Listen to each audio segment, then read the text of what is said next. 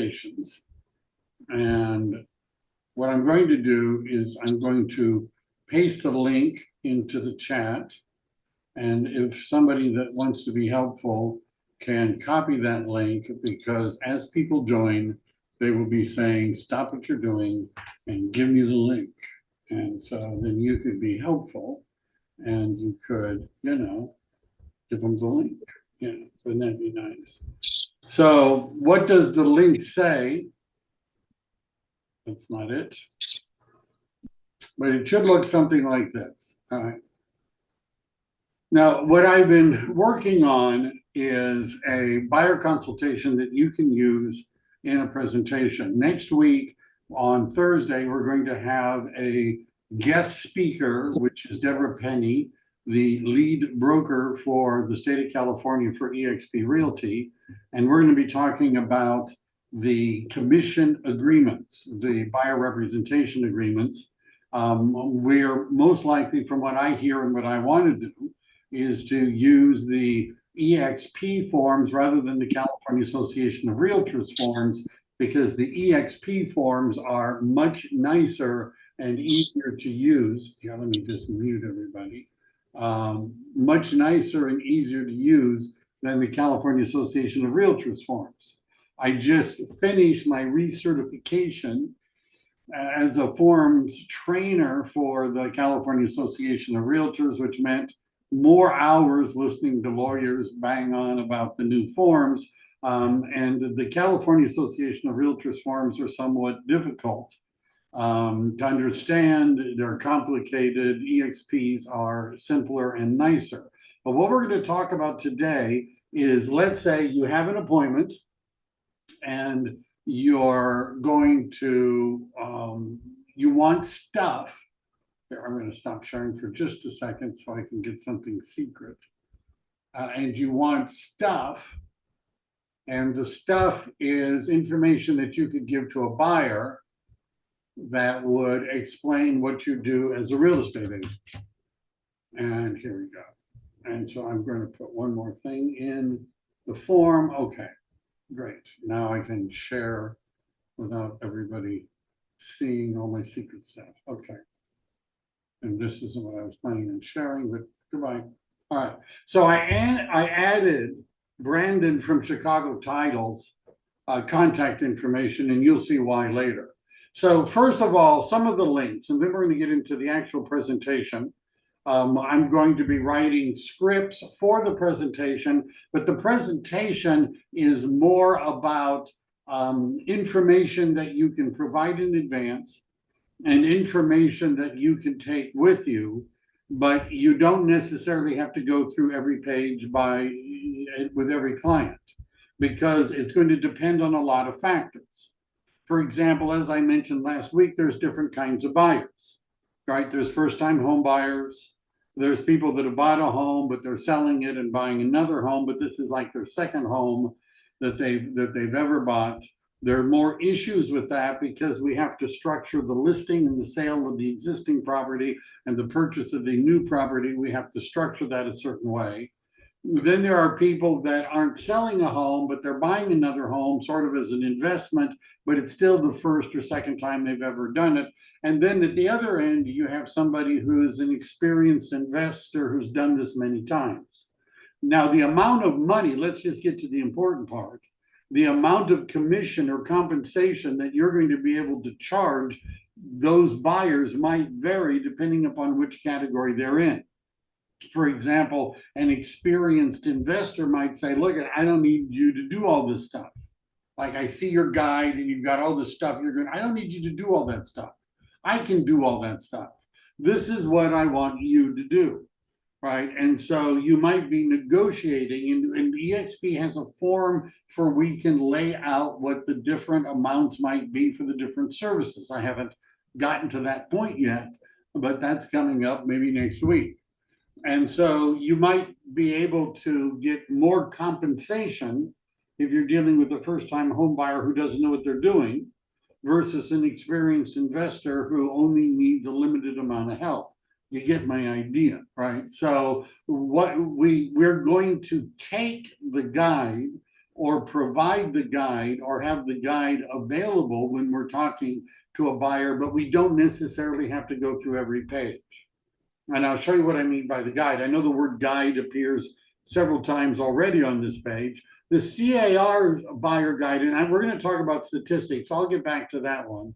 Buyer and seller guides from Keeping Current Matters is a folder I put together, and there are these guides. There's a Spanish version and an English version, first-time home buyers, home sellers, buyers not necessarily first-time. They can be modified. By that I mean customized. So for example, if you're meeting with a first-time home buyer, you can open up this guide. You can go in and put in your photo, put in the company logo, fill out your contact information. You don't need a physical address, right? Your name, eXp Realty. Of course, if you have the logo, it already says that. Your phone number, an email address, your DRE number is required. You modify the first page. You modify the last page. By modify, I mean customize it, and you've got a first-time home buyer guide that you could share with somebody, right? We're starting with what's really easy, right? Because this wouldn't take you very long to go and modify. There's also one that's just a general buying guide, right? Now, as we're going through the link, so that was this one. Buyer client folder under construction. Now, what I mean by under construction is that I'm still collecting stuff from different vendors. Chicago Title, God bless them, has already provided some information that they have that is designed for people that are thinking about buying their homes, dealing with escrow and title and some of those common things. Now, again, this isn't necessarily something you're going to read to everybody, but the goal would be is that you're going to create a folder that you could share with potential home buyers. And one of the subfolders is going to have information from Chicago Title. I'm going to probably change it that says escrow and title, but anyhow, Chicago Title is probably good enough. There's a document called 105 More Ways, which is a general National Association of Realtors guide of all the different things that you could do if you were representing a buyer. Now, I've incorporated the content of this into the buyer guide that I put together. Now, you might be saying, well, why don't we just use the National Association of Realtors guide? Why did you, extract, add, modify? And the answer is so that our guide looks different from every other real estate agent's guide. So anybody that knows that this guide exists and does a Google search can find it. And I've already heard, I was at some of you were at the meeting yesterday that Leo Perea was doing, the CEO of eXp, and he was talking about everybody ought to go get this and you ought to include it and you ought to show it to sellers. We're going to do something else. That's not bad advice, but if everybody, in other words, let's say the buyer is interviewing more than one real estate agent, and the other real estate agent has exactly the same list of things that we have, it might not look like we're any different. It might not. And there's somebody saying, where's the guide? Thank you, Aisha. I appreciate that. So there's a buyer questionnaire, which I'm going to show you where I got this from. It's from the eXp's Marketing Center. They have a short one and then they have a longer one, which I've mentioned before. But let's get to the good stuff. And what I've got here is a version of the guide that's set for Google Slides. There's the one underneath it is a PowerPoint, which if you right click and download, you can download it. And I've added one little page, which I'm going to show you, but I'm going to show you what the PowerPoint looks like. Now, it's in Google Slides, which means you can modify it. Now, the point of view that I was coming from is that when you're a new agent and we're talking about providing the buyer with expertise when it comes to crafting offers, strategies for negotiation, how to write a competitive offer, all that sort of stuff, how to do due diligence in the transaction, how to know what things you should ask for, what things are important. Some of you may not feel that you're up to that conversation right now because you may not have ever sold a house. And so if it's a question of where is that expertise going to come from, the answer might be because you're on a big team and I'm on the team and there's other people on the team. And even if you don't know what you're doing, we do. So the branding of this also includes branding for the team. Now, if you're not actually on the team and you don't relate to being on the team and you don't want to say you're on the team, then just delete it. I don't care. Right? I don't care. Right? But you may find it valuable. Right? And then you would be putting in your picture and your contact information and your license number. Now, one of the starting points of any of these discussions, I thought I got rid of all this stuff. Oh, well, I'm going to clean it up. The starting point usually is a question where you'd be asking the buyer, are they familiar with what's going on in the real estate market? And I had a script that I shared last time, but you'd be saying to them, did you know that, this is what are the average days on market? What are the list to sale price ratio? Right? Are prices going up? Are they going down? All that sort of stuff. Now, what I've done here is I've taken two things and just put them into the guide. Right? Now, how did I find those things? Well, the first one is the California Association of Realtors Buyer's Guide. And I've included the link. This, I don't even think you have to log in to get this, but you'll see there's a home buyer's guide and it comes in 3 formats. PPT stands for PowerPoint, but what you get is an image, but it's a horizontal image. Obviously, that's an Instagram logo. That means square. And the PDF means it's going to give you an 8.5 by 11 formatted PDF. So you can notice, there's a whole bunch of different counties, like all the counties. There are within each county, lots of different cities. You could go ahead and download this guide. So what I did is I took it as a PPT, which means a PNG file, an image file, and in PowerPoint, and it works the same in Google Slides. PowerPoint just has a lot more, it's a little bit more sophisticated. I just pasted the picture in.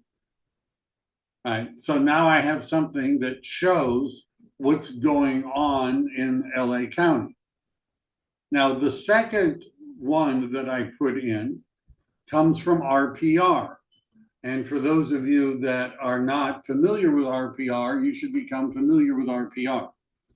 In my, how do you get going in real estate, I talk about what do you really need to know? And there are a lot of things you don't need to know, right? You don't necessarily need to know everything about contracts because between the transaction coordinator and myself, we know pretty much everything about contracts. But the 3 things you do need to know is number 1, how to use the multiple listing service. You really need to know that, right? The more time you can spend learning how to use the MLS, the better. An example, I had a client a couple of years ago that wanted to buy property that was within a certain distance of a horse trail. And it could be either in San Mateo or Santa Clara County. They had a lot of money. Now, it took me a little while to set it up, but it's possible in the multiple listing service because I identified where the horse trails were and I can create specific areas, multiple mini areas around the horse trail entrances where it could look for homes that were for sale. See, you can do that in the MLS. You can't do it on Zillow. Can't do that on Zillow. right? It doesn't have that level of flexibility where you could do multiple counties and say, I want this area, this area, this area, and that area. You need to learn how to use the MLS. Number two, you need to learn how to use RPR, because the Realtors property resource provides a lot of how do you run a CMA quickly. There was a great, yesterday, I think it was, in the morning on EXP's YouTube channel, somebody that I know from Keller Williams days, Julie Nelson, who is the productivity coach at Keller Williams when I was a productivity coach at Keller Williams, and she was going through what new agents ought to do every day. Every morning, you ought to be doing some of this stuff. And one of the things is running a CMA on a property, just for practice. Although you might have somebody in your database or somebody that you know that you could share it with. Right, so you need to, one, learn how to use the MLS. Two, learn how to use RPR. And number three, you should learn how to use zip forms. Most of the work is done by the transaction coordinator, but sometimes it's Sunday night and they want you to sign something. And if I'm not available and you've never learned how to do anything with zip forms, it could be a problem. Right now, those are the three programs you need to know. Now, let's say you wanted to do that market research, you would go to residential trends. You would type in where, let me pick a different county just so you, Alameda. Let me pick a county you can spell. How about Santa Clara, right? And there's a city and a county, so I find the county, and it's going to give me information. Now, it starts with single family condos, all the different things. But let's say I know my client is only going to buy a single family home, so I change it. And I can go over here to the share button. And if I click on more, it's going to allow me to either copy it to the clipboard or download it as a PNG file. Or PNG is just an image file, or so is a JPEG. And then I could put that into my PowerPoint presentation. The other thing you could do for statistics that is an easy button, right? Don't we all like easy buttons? You might be wondering, why did I put in Brandon's information from Chicago Title here? Why did I do that? And the answer is, I don't know. Oh, because I don't even think I asked. I think Brandon just did this, and he may be sending it to you as well. But Brandon, Chicago Title, which probably means Fidelity because they own Chicago Title too, made a deal with a company called Altos Research. And Altos Research is in the business of providing market information to real estate agents. And if you click on the Santa Clara County, this is what Altos prepares. Notice I could type in cities or zip codes. I could switch back and forth from houses to condos. And if I go up here to the top right where it says share, it gives me a long report or a short report. The short report is 1 page long. If you're wondering what it would look like, because I did it too, that's what it looks like. That's how it comes out as a PDF, right? It's got Brandon's, stuff at the top, but I use Chicago Title anyhow. It gives you a gear thing, a little gauge, what kind of market. Notice all the questions it answers over here, like let me do this view. I have to remember that I'm in PowerPoint now. I go here, so it says what is the median list price. It tells you about all this sort of stuff of new listings because they may be different from the overall one, price per square foot, average days on market.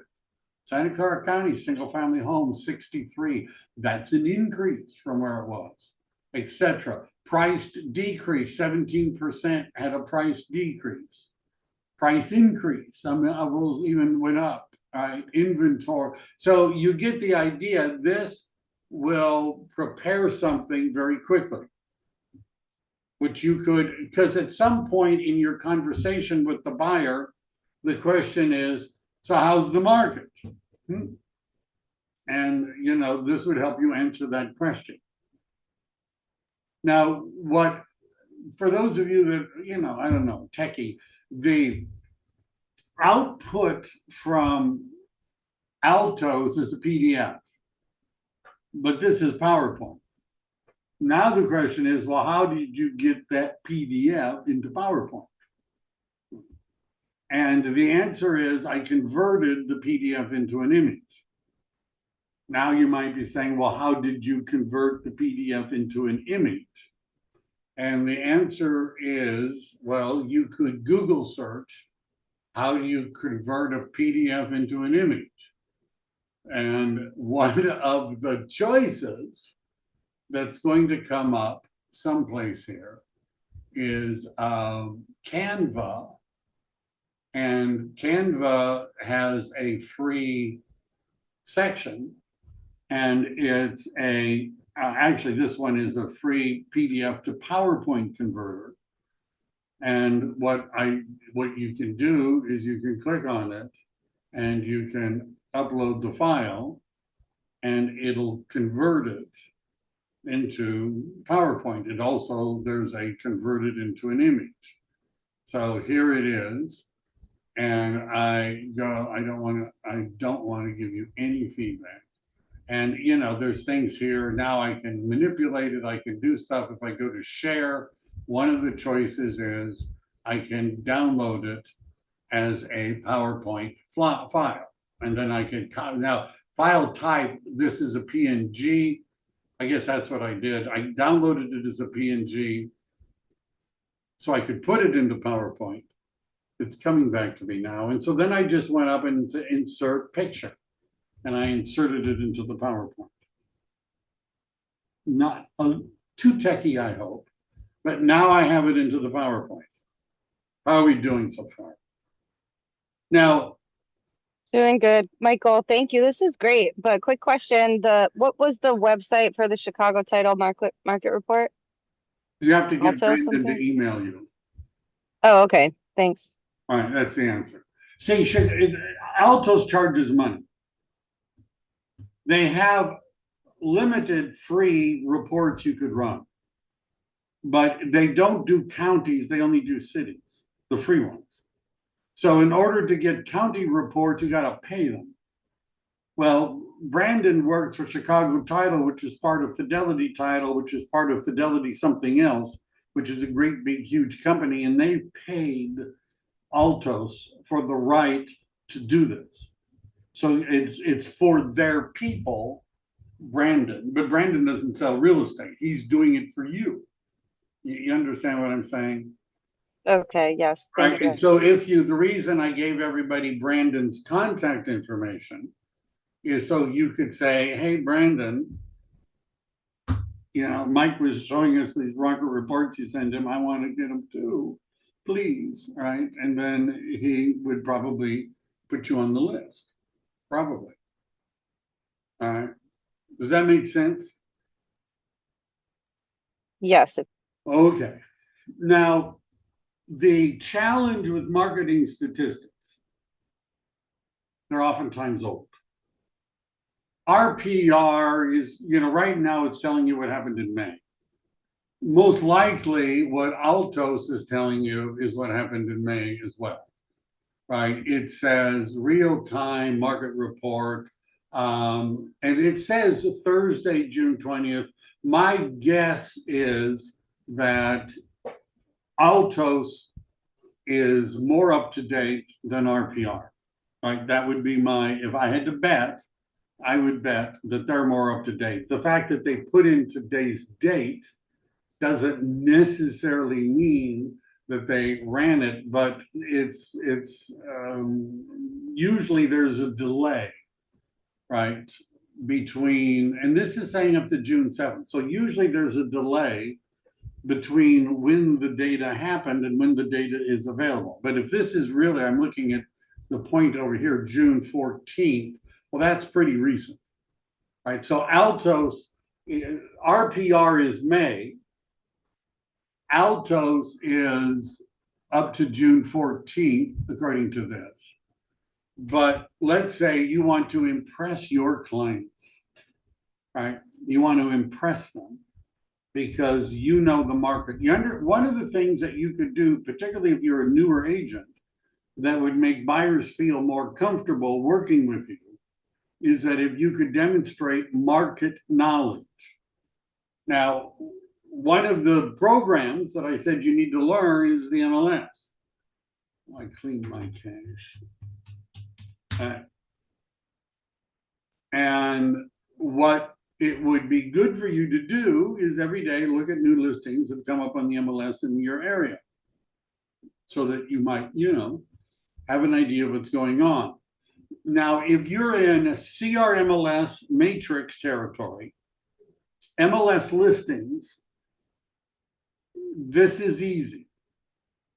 Rapatoni software, which is San Francisco and MetroList, not as easy. Paragon, not as easy. That's Alameda and Contra Costa County, but I think I can run that too. I'll show you what I mean, right? So if I simply go to, the matrix dashboard. Now down in CRMLS, I was looking at somebody's CRMLS yesterday. And in CRMLS, you have this market watch thing too. So and notice it 24 hours today, 3 days, 7 days. So if you click on customize, this one is for Santa Clara County, but I could put in, it doesn't, I notice I can't do LA. Right? LA doesn't work. But because that's CRMLS territory and I'm not in CRMLS, but if you're in CRMLS, then this would work for those counties down there. But let's just say I'm going to do San Mateo County, which is one of my MLS areas. And so if I go to, and I'm doing single family condos and townhomes. Now, if I knew the buyer was only interested in single family homes and they were interested in San Mateo County, notice I could put in a city. Let me pick a bigger county. And I'll put in a relatively large city, San Jose. So let's say I happen to know they want San Jose. Sometimes this works better. They want San Jose and they're a single family. That's what they want. So I configured it for this and I click on save. Now what it's going to do is it's going to give me this market watch. Now, just looking at this, I can see that there were 163 new listings of single family homes in San Jose last 7 days. 31% of them had a price decrease.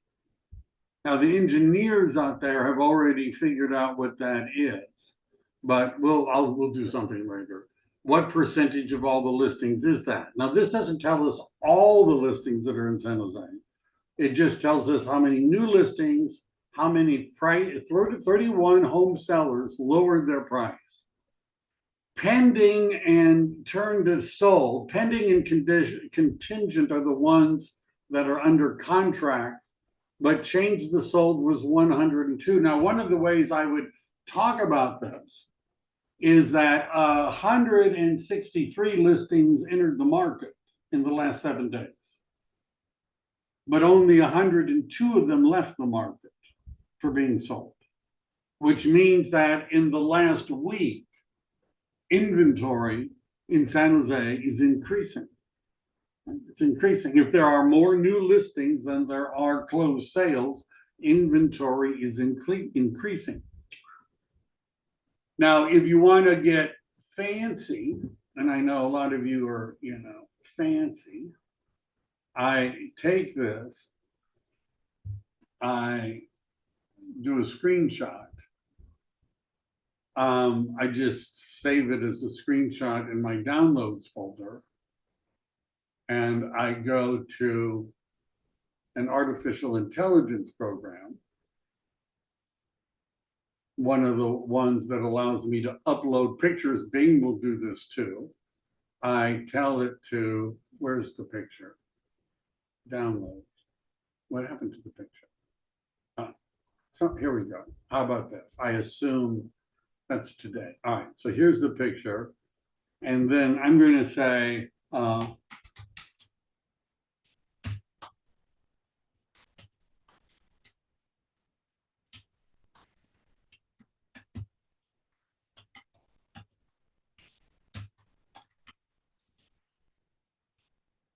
in SIGH, what insights do you have?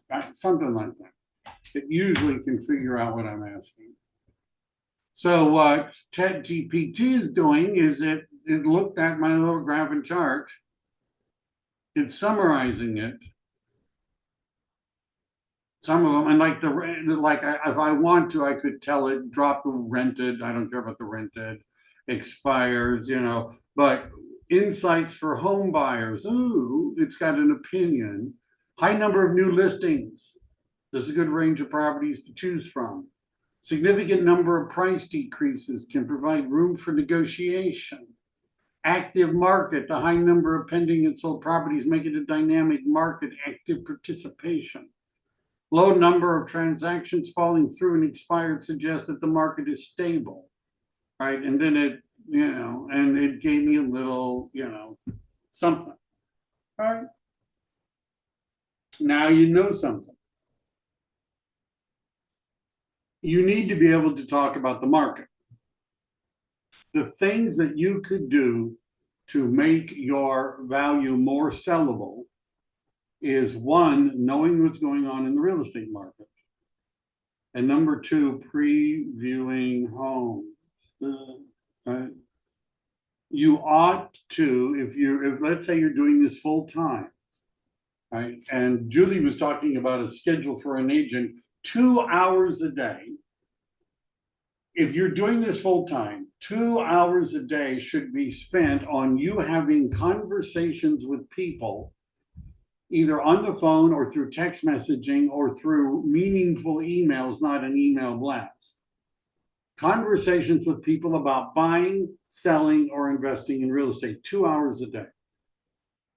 Well, what should I do for the other 6 hours? You ought to make it a point to go and look at homes that are on the market. Right? Do 4 or 5 every day if you have the time. And spend some time, this isn't the 2 hours, but spend some time studying statistics so that you actually know what a $1.2 million house in Blossom Valley looks like, because you went and saw them, right? If it's an area that you want to market in, you want to go look at the listings. You will be more effective when you're having a conversation with a buyer if you know what's going on in the market and the inventory. Now, a lot of the boards of realtors have marketing breakfasts, they are called tours and things like that, where people talk and they share their listings and you can go look at them. If you like that, that's fine, but you could see more homes quicker if you just went out and previewed them, right? All right, let's go back to what I didn't want to spend. So this came from EXP, the Home Buyer's Roadmap. It's a reasonable one. You might want to go through it with somebody. This is if you're selling, that you're on a team and that the team knows what they're doing and the team has lots of experience. I have lots of experience. It's another way of saying old, Somebody said, well, how did you, get so much experience? And I said, I didn't quit and I didn't die. That's pretty much it. I also added a slide regarding the meet the team. And I thought I'd already gotten rid of some of these. Well, anyhow, so there's a little bit about my bio. Some of you have met Monica, who is bilingual and knows a lot about real estate. And then Ra Lee, our transaction coordinator. Many of you didn't know what she looked like. That's what she looks like. And she's been the transaction coordinator since 2016, working with me. I put in some information about business partners. Part of the way that you can show that you don't want to necessarily come off with buyers as being all alone. right? That you're all by yourself and you're new and all that sort of stuff. And so Jody, who's also definitely not new, she's not as used as I am, but definitely not new. And it comes when I talk to clients and Jody talks to clients, it comes through that we've been doing this for a while. That's what Brandon looks like. And Margaret Faraday is with a home warranty company, Fidelity National, and Disclosure Source. Now, this slide is what EXP has provided, which they think would be a good idea for you to fill out. My problem with this slide is that if you're a new agent, you don't have a professional history. Right? Because, I got my license like last month. I don't know. Right. So, but if you've been around, because not everybody is a brand new agent, and you could say, well, I was licensed in whatever year and I did this and that, and then you could use it. This one does not seem as useful to me. So the client testimonials, you'll notice, are all based upon the team rather than you individually, because some of you don't have any. Right. But we do a lot of transactions, let's just say. Now, this is another page which requires that you modify it, because you'll notice that there are brackets. So you don't just hand people something that says your name here with my picture on it, right? The idea is for you to put your picture there. And notice it says, hello, that's where you'd put in your name. And you have to look for brackets, right? I graduated from. If you didn't, then just delete it. I studied, astrobiotics, art history, whatever, right? Put it in or delete it. So you'll see that there's a list of things, many of which have brackets for you to put stuff in. So this would be a template that you could use to create your own sort of, this is about me, right? That goes. And then this is what's sometimes referred to, wow, it goes way down here. Let me move it up. But this is a quote from you. Isn't that nice? Right? You're being quoted here. And again, if you don't like it, change it. Now, this is a variation of that, but the difference is instead of the quote, I put in the accredited buyer representative and a paragraph that explains what that means, and then another paragraph. And if you're wondering what is an accredited buyer representative, well, it's a designation you can get from the National Association of Realtors, which, by the way, doesn't cost anything. I mean, you have to be a member of the Association of Realtors, and that costs something. But if you click on this link, you can get a ABR designation. You have to take a class. Many of the boards of realtors have been doing them live. If you're like, I don't have time, I got a job during the day, well, this is an online one, doesn't cost anything. And the reason you would be doing it is, number one, you can brag about it. I'm an accredited buyer representative. I went through a course, I'm certified to work with buyers. And you might actually learn something by going through the course that would be useful to work with buyers. Your dedicated partner, this is, they're all a little different. You don't necessarily have to use them all. You're not necessarily going to read them to people, but this comes from and I made it comprehensive. I'll be your advocate. I'm going to be your negotiator. I'm going to be the home finder. I'm the market expert. You understand where I'm going with this? I'm the due diligence specialist. Now, by the way, that means inspections, appraisals, prelims, and things like that. And if you're thinking, well, I don't know how to read, I don't know the difference between section 1 and section 2 in a termite report, or what at all the preliminary title report is talking about, I'll help you with that. I'll help you with that. Right? I've seen a few of them. Loan advisor, if we're going to get to that, resource connector, educator, that sort of thing. And again, you'd be putting your information here. You could leave mine in, I don't care, but I'm just, I did that more so you could see what's there. Now, remember the 105 things that a real estate agent could do. I'm going to make this. Anyhow, the 105 things that a real estate agent could do. What I've done is I've taken that list from NAR, added to it, because there's other lists as well. And I had the software friends of mine, artificial intelligence, put it together in a sort of a sequential fashion. This is what I'm going to do during the initial consultation and planning. This is what I'm going to do during home search and viewing.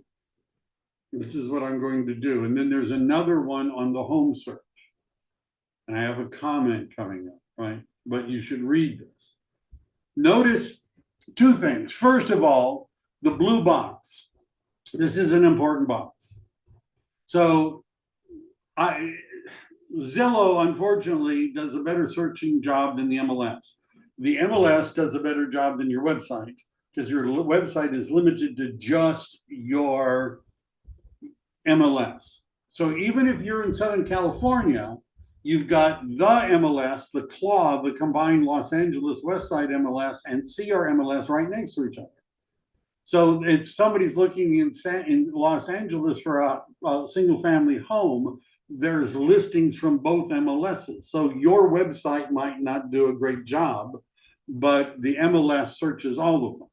However, if somebody from Ventura or Santa Barbara counties, which are not part of the CR MLS Alliance, have a listing in Los Angeles, it's not going to show up even in your MLS, but it's in Zillow because Zillow joined every MLS. So talking people out of using Zillow is not probably going to work because this is called the fear of buying. There was a book that sounded like it that was on a different subject, but the fear of buying is what buyers have when they're afraid that you're not showing them everything. And one sure way to lose a buyer is that if you're not showing them everything. As soon as they get it in there, as soon as they catch that you're not showing them everything, they have a tendency to want to change real estate agents. So first of all, you would tell them if you're using Zillow, and I would ask them what apps. Show me your phone. What apps do you have? They go, I got Zillow and I got Redfin and I use Homes.com and Realtor.com. That's great. When you see a property you like, I know you're going to be tempted because they're going to have a real estate agent's name and picture and phone number and contact information. And it's going to say, to find out more information or to arrange a showing, click here, right? That's what it's going to say. And you might be assuming that that agent is the listing agent or works for the listing agent or has some special knowledge. They do not. That agent is simply someone who paid an advertising fee so that their picture and contact information will display next to that listing. So what I'm asking you to do is that when you see something like that that you really like, do a screenshot, text it to me. I'll take it from there. I'll find all the showing information. I'll get my hands on all the disclosures. I'm going to run a market analysis, et cetera, et cetera. I'm going to do all that and estimate and show you the property. Will that work for you? Will you do that? Promise. All right. Now, let me just say this. It's on you. You should also, because this is what I promised, by the way, that you're going to do. You should also set up a search in Zillow. You should be looking at new home subdivisions. You can do that through the MLS. You should be looking for sale by owners. You can do that through the MLS. I mean, through Zillow. You should be looking for expired listings, no longer on the market, that meet the criteria that your client is looking for. You can do that on the MLS. You should be looking, are there any notices of default or distress properties that fit what the client is looking for? You can do that on RPR.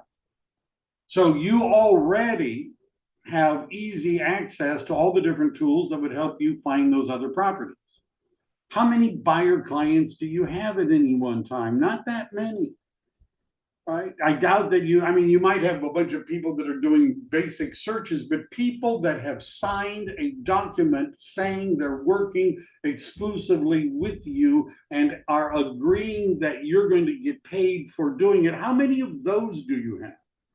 Probably not very many. So you should have enough time to do this research.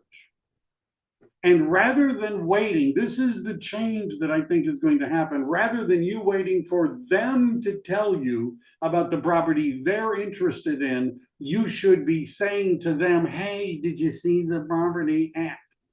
Did you see that one? Right? It sounds perfect. Do you want to make an appointment? You understand? You should be contacting them, not just waiting for them to contact you. It's my opinion. Right? And if you're doing that, they're going to think you're a valuable real estate agent. Making an offer. So again, this is from all that other stuff, but I put it into, I think looks better. Negotiations in the contract. These screenshots are from software we use called Folio that is used in transaction coordination. It gives people a timeline and things like that. And this is 43 negotiable contract terms. Have you ever done that, gone through the RPR and counted every place where the buyer and the seller could negotiate something? I have. I don't have a social life, but I've at least done that. And so the point we're making is that there's a lot of potential things that can be negotiated. This is agent activities for making an offer, the exposure to the best buys. Let me do that. Is how do you get a good deal? Right. And part of it is you want to be looking at everything. EXP has exclusives. There's what we call advanced search features, which I explain. Looking for the notices of default, off-market properties for sale by owners, all that sort of stuff. Don't wait for the open house, right? Don't wait for the open house. Go look at the property before it becomes an open house. Then there's a section about agency. Now, you see, sometimes, I'm not saying that you're going to have to go through this all at once for everybody. What I'm saying is at the beginning of the presentation, and you've asked them some questions about what do they want to know about, and you've got all of this so that if they say, well, tell me more about this or tell me more about that, some people are going to just say, well, this sounds good. Yeah, we need an agent. We know that. We like, let's just get going. Right. So then don't say, well, wait a second, folks. You got to listen to all this. But if they're getting into some of this, this is the section I put together about agency. Who does the seller's agent work for? Well, they work for the seller. The buyer's agent works for the buyer. Dual agents work for both. But what you're going to see is that if the buyer doesn't have their own agent, the listing agent is unlikely to want to assume legal responsibility. In other words, the chances of a real estate agent being sued go up dramatically if you're a dual agent, because it's very hard to represent both the buyer and the seller at exactly the same time equally. This is very difficult. And by the way, if sued and the court, the judge hears that you were a dual agent, they shake their heads and go, right, this is already bad. So what will be happening is listing agents are going to say to buyers, if the buyer doesn't have an agent, that this is called buyer non-agency. I'm going to help you fill out the forms, but I am not your agent in the transaction. And I'm going to make this probably a little bit bigger, right? And I'll change it online too. But 71% of all lawsuits in real estate involve a situation where there's only one agent, 71%. And the reason is if the listing agent works for the seller and there's no agent working for the buyer, is there a chance that the buyer may make a mistake? The buyer might miss something. The buyer might have buyer's remorse afterwards and hire a lawyer. And I'm telling you, it looks bad when the buyer does not have their own agent. And so sellers that are thinking, oh, I'm not going to pay a buyer's agent a commission, I'm going to save money. Wait till you hire a lawyer. Michael, Yeah. I just had a quick question. How is it the seller's responsibility if the buyer doesn't get an agent then? Well, it's not the seller's responsibility, but about the agent particularly, but it's the seller's responsibility to disclose all material facts about the property. So if what happens when the buyer says, well, I didn't understand what the prelim meant. Now I find out that the neighbor has an easement and I can't put in an ADU. And I was planning on putting in an ADU. And that was going to increase the value by $200,000. And now I find out I can't. Right now, if the buyer had had an agent who had looked at all the paperwork and contacted the city and said, hey, can you put in an ADU? And the city said, no, the buyer's agent would have told the buyer, you can't do that. But the listing agent's job, if they're not an agent of the buyer, is not to answer all the buyer's questions and not to do research for the buyer and not to interpret everything for the buyer, but to simply give it to the buyer. And so when you have a situation in court where you have one side with a professional and another side that is an amateur, the courts always lean to the amateur and give the amateur the benefit of the doubt because they're going to say it was unfair. You took advantage of this first-time home buyer. You knew they didn't know what they were doing. You didn't represent them. I wasn't supposed to represent them. They're damaged as a result of this transaction because they didn't understand what was going on. wow. So, and you know what I'd say to a seller? I said, I know this really sounds bad. I'm not that worried though, because I'm a real estate agent and I have errors and emissions insurance, which covers me if there's a problem, but it does not cover you as a seller. It doesn't cover you. Now, if the buyer had an agent, now, by the way, this is more of the conversation I have with sellers. If the buyer had their own agent, and now, first of all, the chances of there being a lawsuit has just gone down dramatically because they've got somebody that's representing them and helping them. But also, number two, if there's a screw up, the buyer's going to sue their agent, who's got errors and emissions insurance too. They're not going to sue us, right? Even if they do, they're going to go after their agent who's got E&O. So do you understand, if you're a seller and you're thinking, well, I'm not going to pay a buyer's agent anything and I'm going to save money, that may not be true. And if you're a buyer, you should understand that most of the time when there's a lawsuit is because there's an agent representing one side, but no agent representing the other. And so even if the buyer says, well, I don't want to pay you a commission, I don't want to guarantee it, I want to use all that money, you may have to hire a lawyer afterwards if you're not happy. Now, I made some charts.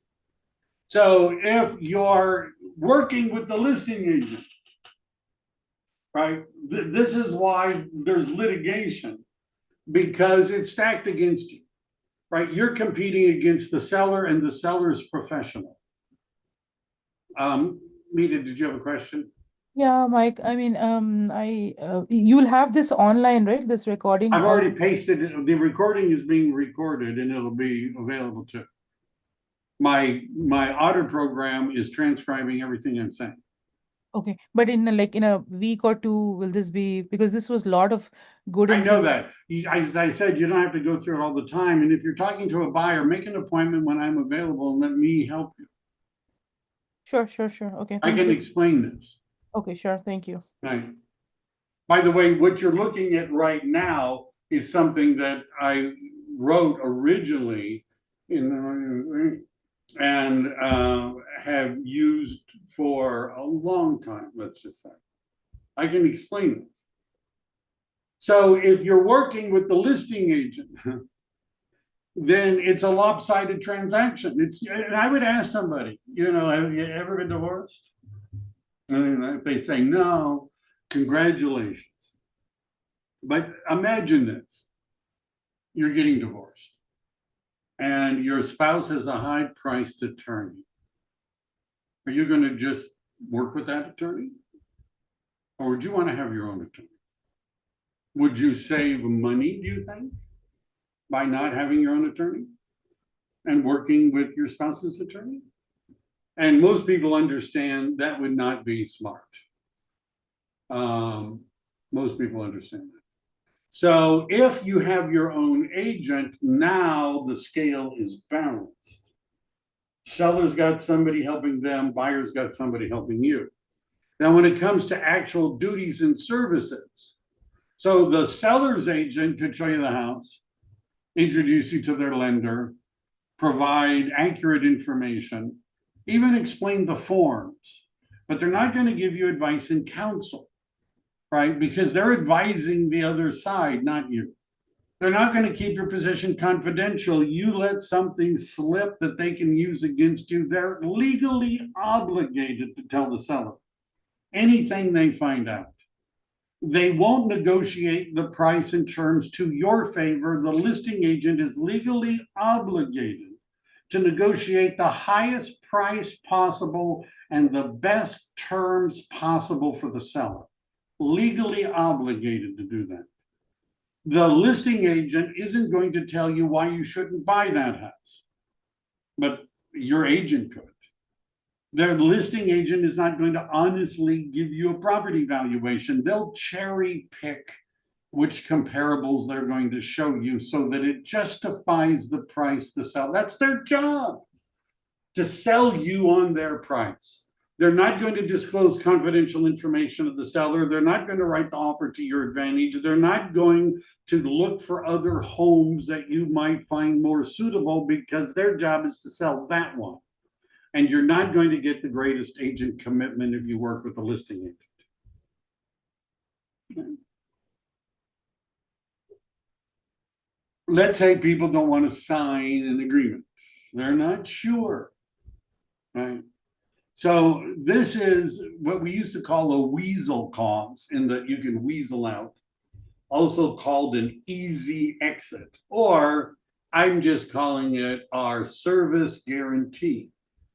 And what this is saying is, I'm going to do all these great things to help you buy the house. And if you're not happy, you can tell me you're not happy and you can cancel our agreement. However, that does not apply to any properties I've already shown or negotiated with you. But if it isn't working out and you don't, then just let me know. Now, if you say, well, 24 hours, I want to, you can change this. And notice it doesn't include property you've already shown or negotiated with. If you do the things I put here that you promise that you're going to do, they're not going to want to cancel. Seller concession. So how am I going to get paid? Well, you're going to be paid the way you're going to be paid. I'm going to be paid as a real estate agent representing you as a buyer is through escrow, just like it's always been. And it's going to show up on the escrow closing statement. And it may show up in a different part of the escrow closing statement than it did before, but it's going to show up under seller concessions. And there are two kinds of seller concessions. One is for other things, which could be loan things called like a buy down.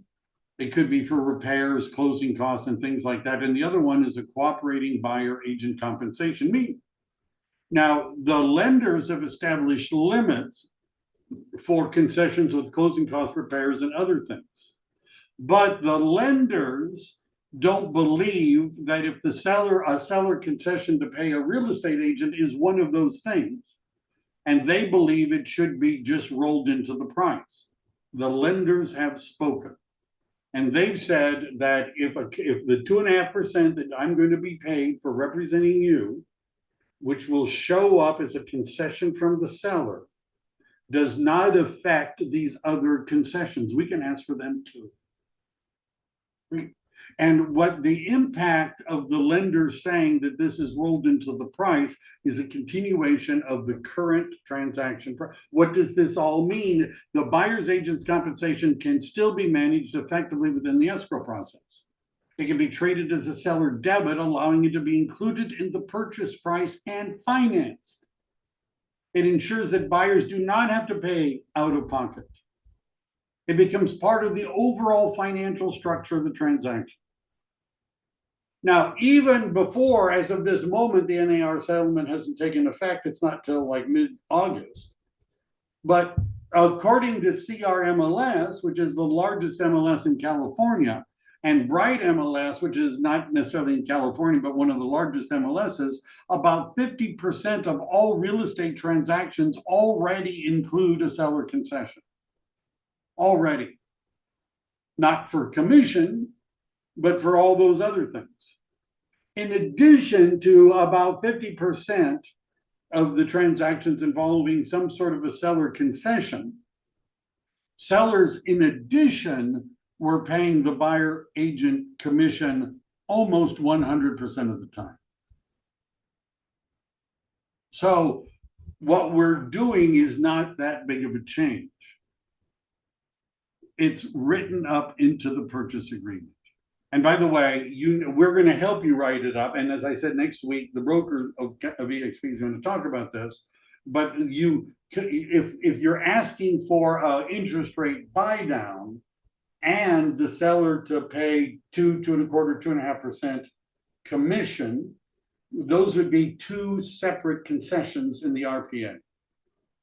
And the reason they need to be split is because the lender won't, the one that's a buyer agent one, lenders are saying, well, that's just like it's always been. That's no big deal. We're not going to limit the other concessions because you're doing that one. Trusted vendors. You need to have them. Some of these are not. Anyhow, I could do a little bit more formatting, but you're going to need your own. These are San Diego. And you might be wondering, how did you get all those people? First of all, you need to, I'm going to go a little bit long today, if that's okay with you guys. How did you get all those people? So first of all, what I did is in EXP Marketing Center, if you type in vendor, trusted vendor handouts, okay. There's a couple of them and you could, one by one, put them in. What I did, and I haven't put this anything, I'll put this in that document. Lenders, I would treat separately. I like Jody, but you might, if somebody says, well, what should I say to a buyer about a lender? This is what I would say. You ought to talk to 3 lenders. If your money's in a bank, you ought to talk to a bank. If you're, you ought to talk to a mortgage company, and you ought to talk to a credit union. You ought to talk to 3 lenders. Now, I work with Jody Hatano, Rocket Mortgage. It's one of the largest lenders in the country. It's a large mortgage company. You could just start there, but you ought to talk to a bank and you ought to talk to a credit union. Now, by doing that, I'm not just pushing them to one lender. But usually they're going to find that Jody at Rocket Mortgage has better rates and terms and more products. But if our job is to get them in the house the best deal possible. And sometimes credit unions have great loans. Banks usually aren't in competition for this sort of thing, but you wouldn't hurt for them to talk to a bank, a credit union, and a mortgage company. Most mortgage companies are dealing with the same thing. Now, how did I get all those names I took this list. And how did I get this list? I went to EXP's vendor list and I copied all the text. So I got a list of all the different kinds of vendors. And I went through a variety of my artificial intelligence friends. But one of the ones that just worked beautifully is called Perplexity. And I'm going to log in. And what this is you're about to see is, I think, somewhat magical. So that list was San Diego, but let's say I wanted to give me a list of high rated vendors in let me pick Santa Clara County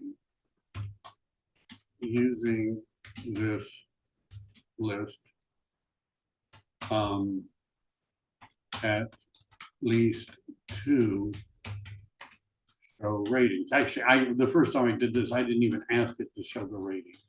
It just showed the ratings. And then I paste that list in and I hit enter. I wait.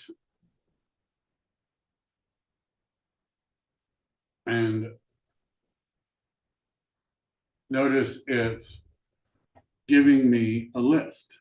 Now, in Santa Clara County, they didn't come up with any painting ones. Boy, San Diego, they did a much better job. They did a lot better job. That's really weird that they didn't, because that list that you see there all came from San Diego. All right. And here, let me try another one. I'm surprised AI let me down, but I'll try another one. This is the point. You need to have a list of vendors. If you don't, it's going to be a problem. If the buyer says, do you know, here we go. Do you know a painting contractor? And you say, no. Do you know a landscaper? No. Do you know a flooring contractor? No. Do you know a kitchen remodeler? No. Now, it's not giving me everything, but it may take a little bit longer. Boy, San Diego, when I did it last time, it just spit out the whole long list. I don't know why. I'll have to talk to my AI sites. But you understand, if you keep saying no, no, no, no, no, I don't know any of these people. I don't know any inspectors. I don't know anyone. And then you say, oh, by the way, will you sign this document that obligates you to work exclusively with me and pay me compensation? They might say, no, we're not going to do that either, right? Because you don't know anyone. So that list of vendors, you're going to want to create a list of vendors. And the San Diego list is the one that I put in here. And I didn't modify it. It just spit this out, right? It just did it. But I don't know why it didn't do it for the other areas I just tried. But you understand, you're going to want to find something like this. All right. And where did they find it? They probably were searching Yelp and Google reviews. So using AI to at least come up with this list doesn't take very long, and you've got something. Would it be better if you went to Workplace and you said, hey, anybody know a good carpet cleaner in San Jose, and got some recommendations? Maybe.